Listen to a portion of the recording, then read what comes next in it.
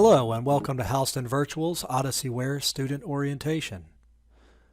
In this training, we're going to take a look at the student platform and the variety of tools that are available for you to be successful with your coursework.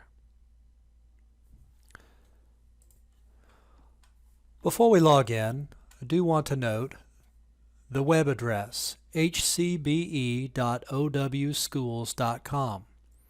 Each school system has their own platform, so if you Google Odysseyware, you may not get Houston counties. So be sure to pay close attention to the web address, because if you try to log in with your information into somebody else's school district, you will get an error. As we log in, for the first time, we see a video here. We do want to play that video for you now, because it highlights some of the important features of the platform. Hi friends, and welcome to your online educational experience. My name is Ian. In the next couple minutes, I'll show you around and hopefully answer a lot of your questions before you even ask them.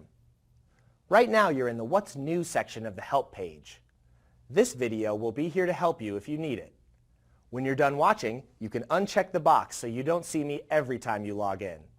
Don't worry, I won't be offended. There's also an FAQ page with a bunch of quick tips for you. Let's check out the Learn page. We found your assignments. I know you're as excited as I am. They're listed in due date order for each course. If an assignment is overdue, we'll show you that here too.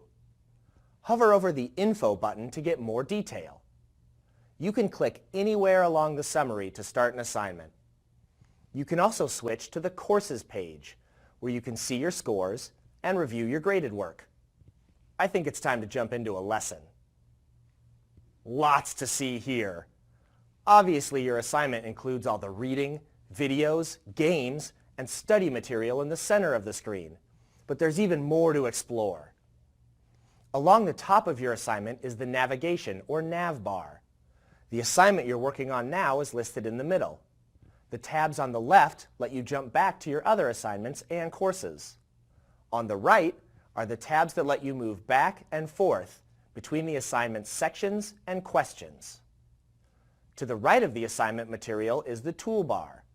These tools include print, reference, translate, and text-to-speech. Click to the left of the assignment and you can write a note with a variety of tab colors. You can always edit or delete a note by clicking on it again. Red tabs indicate teacher notes. Make sure you open those up right away. You can navigate through your questions using the number line or by clicking Next Question after answering. When you're finished, we'll ask you if you're ready to turn the assignment in.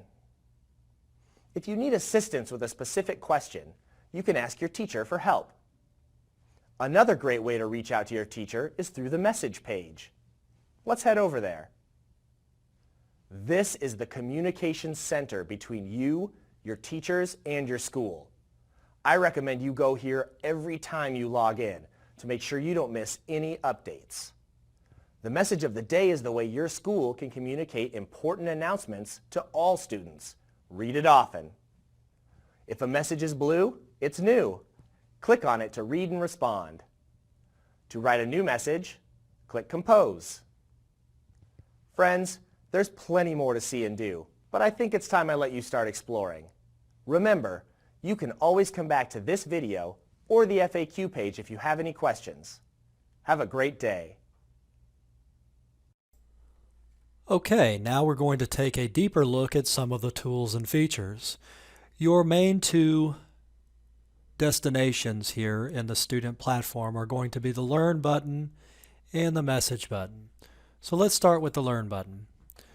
When I look at assignments, I see all the assignments in the variety of classes that I have rostered to me. Note here that some of these are overdue. The L is for lessons, you'll see Q for quizzes, and T for tests. P is for projects. Over here on the right-hand side, we see that this particular assignment is blocked, which means I cannot begin working on it until a teacher unlocks it for me. I see another blocked assignment here, which is a pretest. So let's take a look at some of the lessons. If I click on Courses and go to Algebra 2, I get the course layout. Each one of these represents a unit.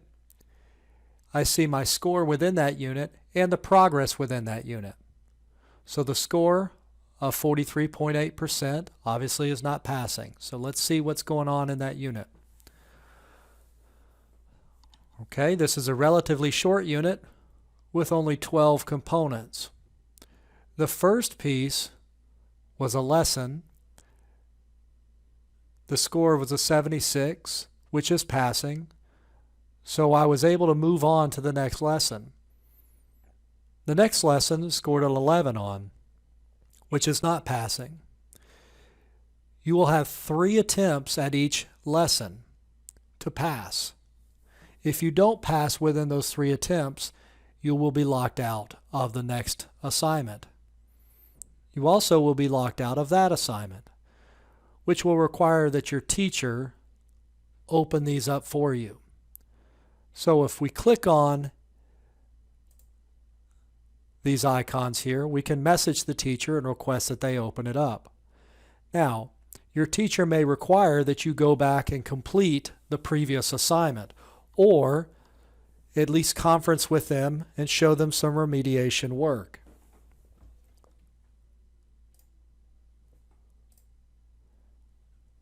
When I click on that lesson, I can see what my work looked like.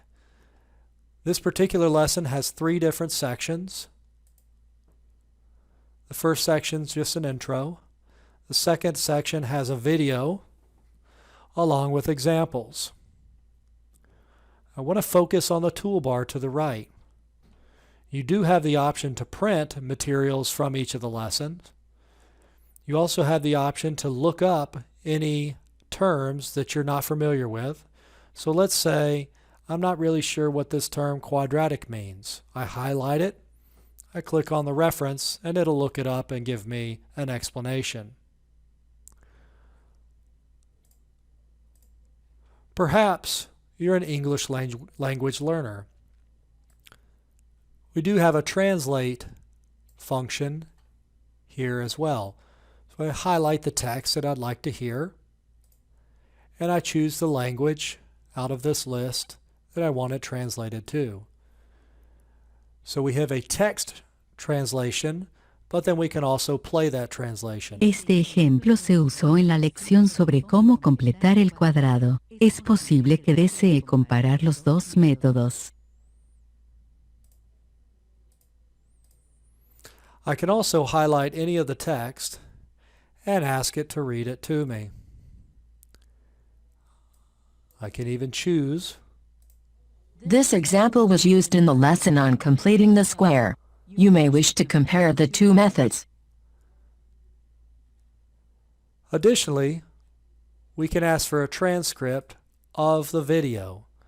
So if I want notes on what's going on in the video, I press Show Transcript and it gives those to me.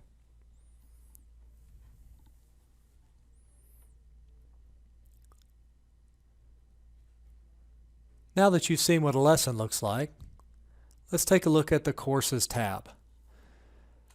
So some important things to note here. We see the start date.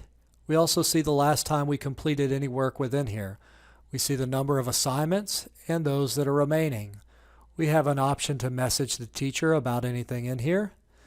We see how many lessons we are behind, our progress, our current score, and our score to date. We want to pay close attention to the score to date. In this particular course, Algebra 1 Resources, the student is showing a 95% for his current score. However, the student is 34 lessons behind. So when we put in zeros for those 34 lessons, the score in the class is actually a 26.7. So this is the value we really want to pay attention to. If we're on track, these 2 scores will match each other. And that's really what we want. That will indicate that we're on track to finish the class within the time frame that's allotted.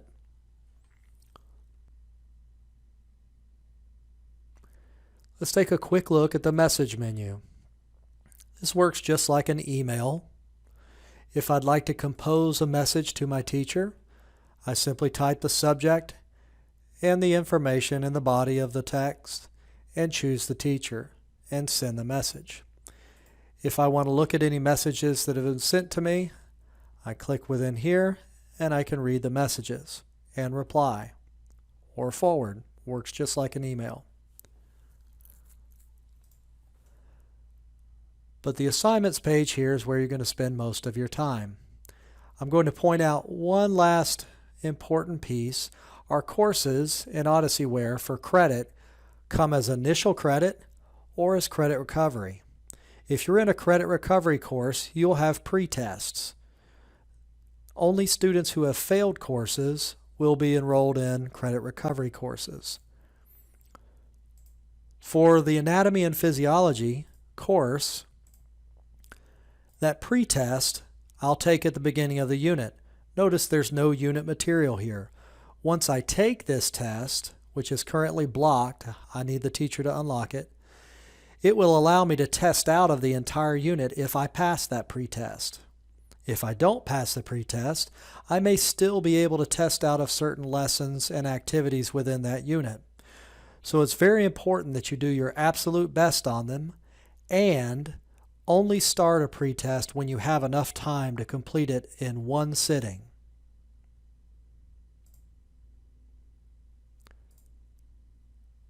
Initial credit courses do not have pre-tests. It's important that students work through all of the lessons because they've not seen them before. I hope this student orientation was helpful for you. Thank you for your attention and good luck with your House and Virtual experience.